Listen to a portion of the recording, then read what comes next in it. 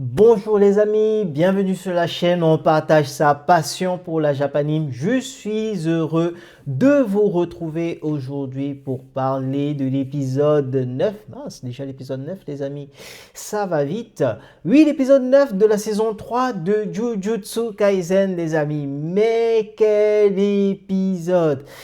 Un épisode où on continue dans la traque meurtrière et qui fait un focus sur deux personnages.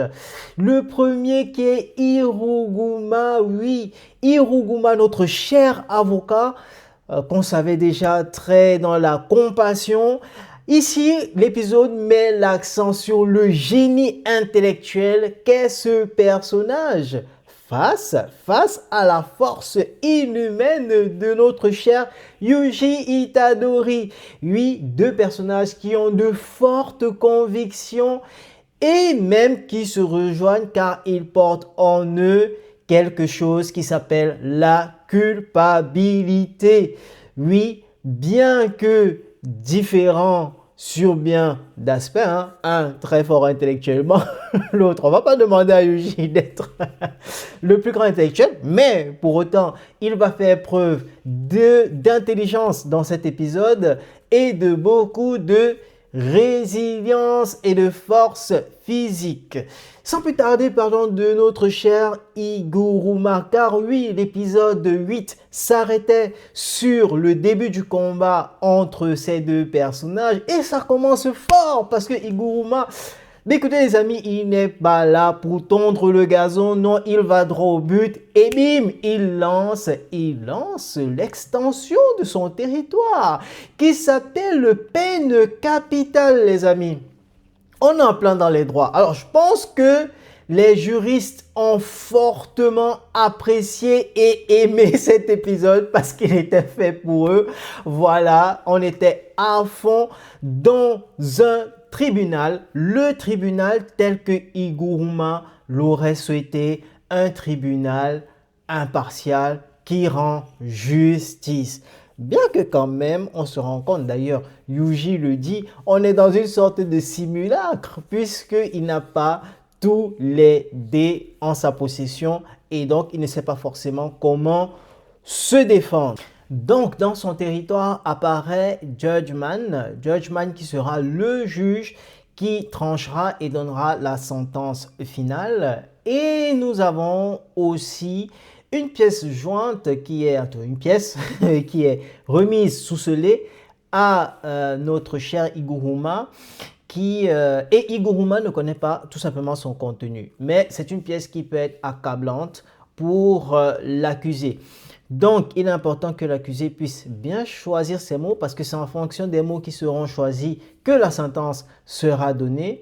Et donc, Yuji, il a trois possibilités. Soit il ne dit rien, soit il avoue son crime, ou alors il plaide non coupable.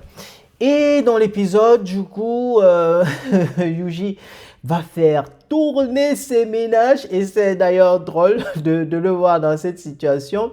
Dans tous les cas, il va notifier que oui, effectivement, il est entré dans ce casino, mais pas pour jouer à des jeux d'argent, mais plutôt pour aller aux toilettes. Donc, il aura menti sur la fin. Ceci dit, la sentence sera donc donné à Yuji parce qu'il sera jugé coupable d'être entré. Yuji, tu es entré dans ce casino.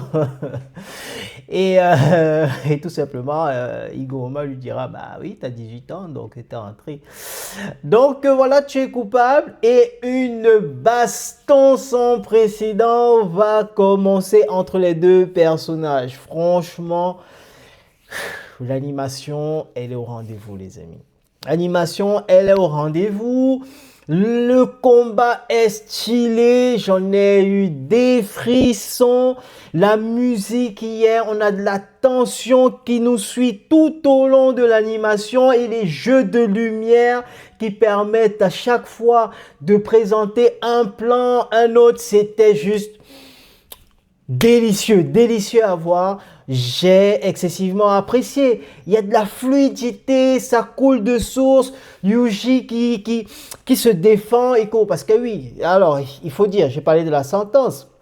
C'est la confiscation de l'énergie occulte de Yuji. Et donc, confiscation empêche d'utiliser son pouvoir, Yuji. Donc là, il ne va se défendre qu'avec et uniquement avec sa force physique. Et c'est là où on met et on essaye vraiment dans cet épisode de nous faire comprendre combien Yuji n'est pas un être comme les autres.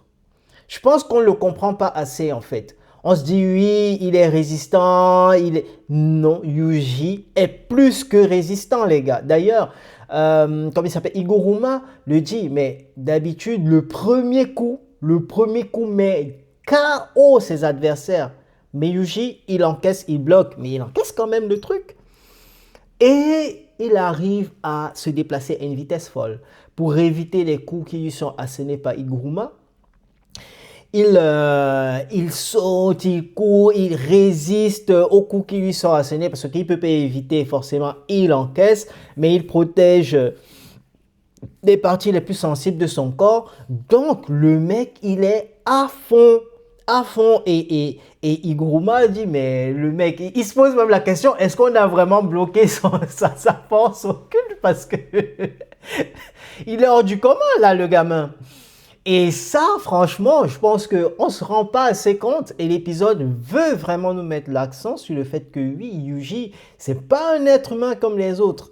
Il a de la force physique, mais bien plus qu'un être humain normal. C'est un surhumain, ce mec. Et ça, je trouve que c'est bien fait. En tout cas, ça essaye de nous remettre en lumière le personnage qu'est Yuji.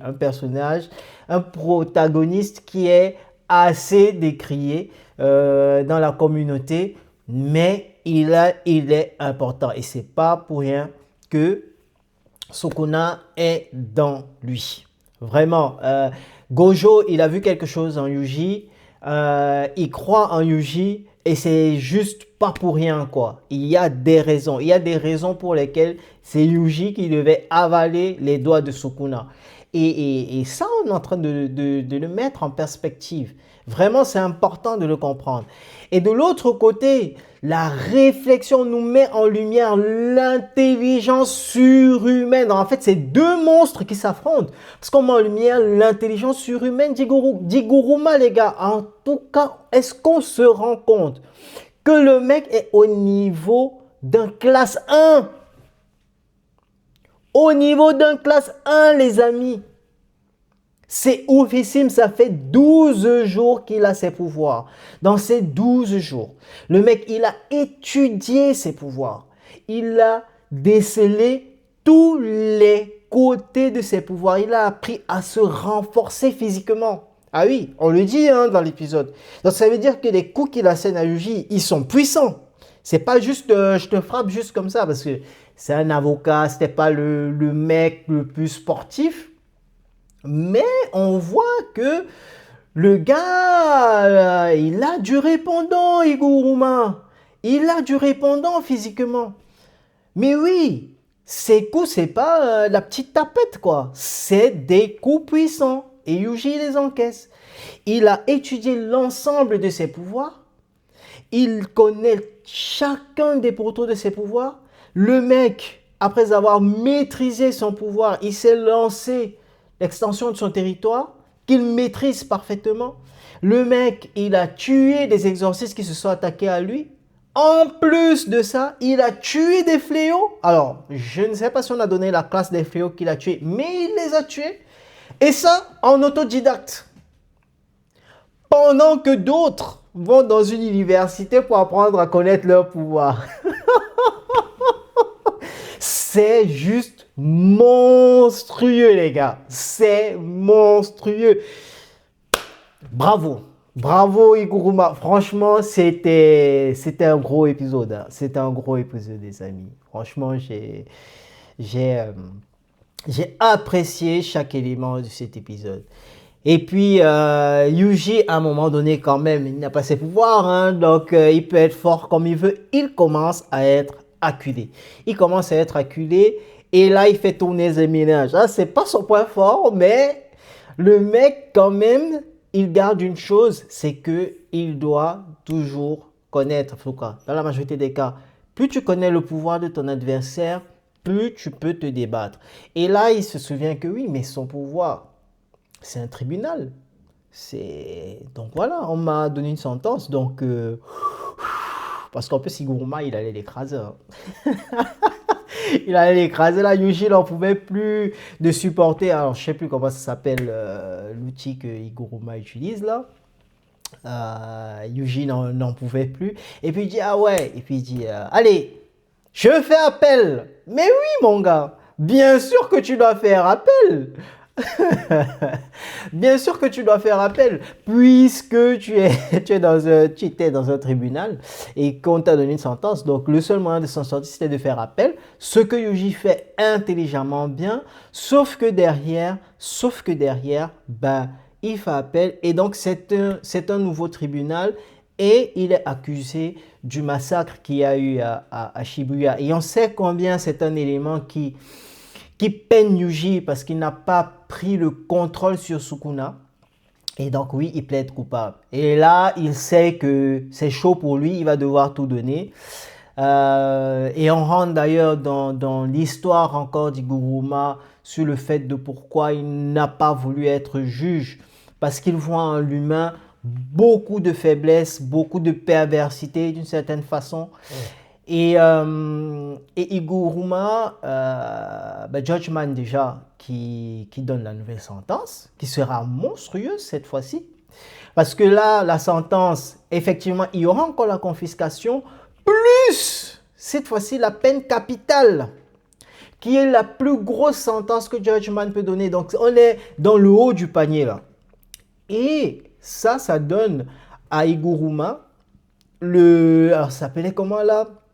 Il a une épée, voilà, l'épée du bourreau, qui, on le dit clairement, la blessure qu'elle inflige tue sans exception toute personne qu'elle a blessée. Donc là, en gros, Yuji, lui, il ne le sait pas.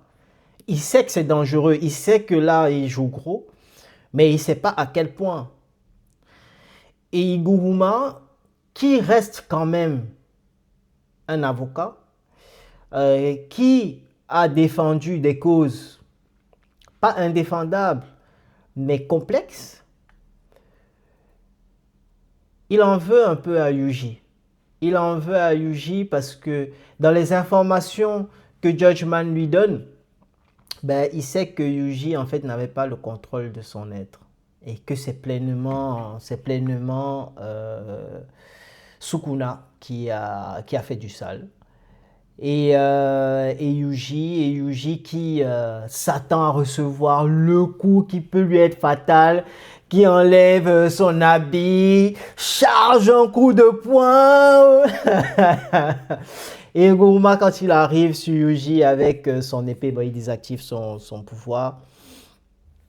Et en fait, il ressent, d'ailleurs, à un moment donné, on parle un peu de la compassion. De la compassion, mais c'est pas le terme, peut-être ça me reviendra. Il ressent la charge, pas la charge mentale, émotionnelle que Yuji peut ressentir. Et surtout, il comprend qui est Yuji. Il comprend le personnage qu'est Yuji.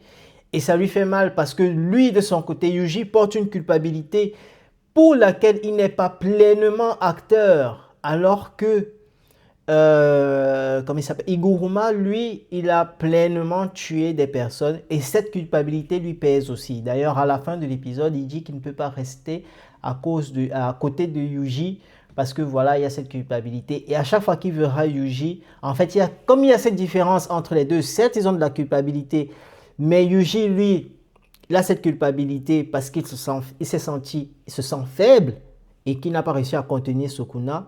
De l'autre côté, Iguruma a usé de plus de pouvoir qu'il n'en fallait, en tout cas de plus de force qu'il n'en fallait pour qu'une justice soit rétablie. Et ça, c'était face à de l'injustice. Donc, il a cédé à ses pulsions d'humain et il s'en veut pour ça. C'est pour ça qu'il se rendra à la justice une fois que la traque meurtrière sera finie. Donc vraiment un épisode qui montre deux personnages, qui nous fait, malgré de très beaux combats, avec une organisation, des couleurs, une musique incroyable, vraiment qui nous a transportés tout au long de l'épisode, qui nous garde vraiment sur la lignée principale, c'est qui ces deux personnages. Donc on est en plein dans la description de deux personnages. Donc vraiment un épisode que j'ai extrêmement apprécié. D'ailleurs, j'ai pris le temps d'aller un peu regarder les notes. C'est une très grosse note sur IMB, je crois, le site, qui a eu cet épisode, ce qui m'a beaucoup hypé et j'ai foncé pour aller le regarder. Et je n'ai pas du tout été déçu. Vous, dites-moi en commentaire, est-ce que vous avez apprécié l'épisode? Qu'est-ce que vous avez apprécié? Qu'est-ce que vous n'avez pas apprécié? Comment est-ce que vous trouvez ces deux personnages? Comment est-ce que vous trouvez la description de ces deux personnages? Comment est-ce que vous trouvez et comment est-ce que vous vous retrouvez dans ces personnages? Les thématiques qui sont abordées, est-ce qu'elles vous touchent? Est-ce qu'elles vous émeuvent? Et tout simplement, est-ce que vous avez hâte de voir le prochain épisode? En tout cas, on se donne rendez-vous pour ce prochain épisode. Vous connaissez le rituel. Prenez soin de vous. Prenez soin de la famille.